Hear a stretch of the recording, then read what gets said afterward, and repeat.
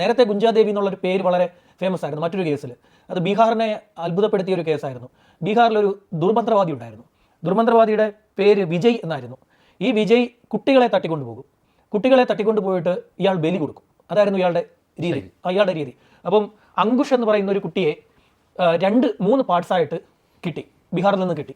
അങ്കുഷിന്റെ body കിട്ടുന്നതിന് മുമ്പും ശേഷവുമൊക്കെ ബോഡികൾ പിന്നെയും കിട്ടുന്നുണ്ടായിരുന്നു. പക്ഷേ അങ്കുഷിന്റെ കേസ് വന്നപ്പോൾ ഗുഞ്ചാദേവി എന്ന് പറയുന്ന ഈ ദുർമന്ത്രവാദിയായിട്ടുള്ള വിജയുടെ ഭാര്യ പോലീസിനെ പോയി കണ്ടിട്ട് പറഞ്ഞു, എൻ്റെ ഭർത്താവാണ് ഇത് ചെയ്യുന്നത്.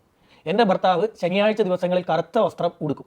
കറുത്ത വസ്ത്രം ഉടുക്കുന്ന വിജയ് വീട് വിട്ട് പുറത്തു പോകും. അന്ന് രാത്രികളിലാണ് ഇയാൾ ഇതുപോലെ കുട്ടികളെ കൊലപ്പെടുത്തുന്നതെന്ന്. ഇയാളുടെ പ്രത്യേകത, ഇയാൾ ബിസ്ക്കറ്റ് കൊടുത്തായിരുന്നു ഈ കുട്ടികളെ ആകർഷിക്കുന്നത്. ഇതിനുശേഷം ബിസ്ക്കറ്റ് കൊടുത്ത് കൊണ്ടുവരുന്ന കുട്ടികളെ ഇയാൾ മരത്തിൽ കെട്ടിയിടും.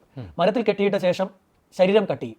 അങ്ങനെയാണ് ഈ അങ്കുഷിന്റെ ബോഡി കിട്ടുന്നത്. അങ്കുഷിന്റെ ബോഡിയൊക്കെ എനിക്ക് തോന്നുന്നു നേരത്തെ തന്നെ ചില മീഡിയാസിന്റെ ഫോട്ടോസിൽ എങ്ങനെ വന്നു എന്നറിയില്ല. ചിലപ്പോഴൊക്കെ ഈ ഗൂഗിൾ ഇമേജസിലൊക്കെ ഈ അങ്കുഷിന്റെ ഫോട്ടോ ബ്ലർ ചെയ്യാതെ കിടപ്പുണ്ട്. ഭയങ്കര ക്രൂരമായിട്ടാണ് കൊണ്ടിട്ടേക്കുന്നത്. അപ്പോൾ ആ കേസിലെ ഏറ്റവും പ്രധാനപ്പെട്ട സാക്ഷിയായിരുന്നു ഈ ഗുഞ്ചാദേവി എന്നത്. അങ്ങനെ ഒരു പേര് ഞാൻ ഇപ്പോൾ വീണ്ടും കേട്ടത് ഈ സംഭവത്തിൽ. അന്ന് വലിയ ഫേമസ് ആയിട്ട് ഒരുപാട് പേര് ചർച്ച ചെയ്ത് നാഷണൽ മീഡിയ മുഴുവൻ ചർച്ച ചെയ്തുകൊണ്ടിരിക്കുന്ന ഒരു കേസായിരുന്നു. ഞാൻ ഈ ക്രൈം റിപ്പോർട്ടിംഗ് ആയതുകൊണ്ട് ഞാൻ നാഷണൽ മീഡിയ വരുന്നതാണ്.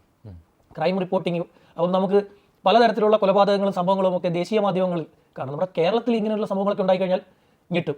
പക്ഷെ അവിടെ ഇത്തരം സംഭവങ്ങൾ ധാരാളമായി നടന്നുകൊണ്ടിരിക്കുകയാണ്. ഇപ്പോൾ ഇത് നിത്യസംഭവമായിട്ട് ഇങ്ങനെ ചർച്ച ചെയ്തുകൊണ്ടിരിക്കണം. ഭർത്താവിനെ ചതിക്കുന്ന ഭാര്യ എന്ന രീതിയിൽ വലിയ രീതിയിൽ സോനത്തിന്റെ കഥയ്ക്ക് ശേഷം ഓരോരുത്തരുടെ കഥകൾ പുറത്തു വന്നുകൊണ്ടിരിക്കുകയാണ്.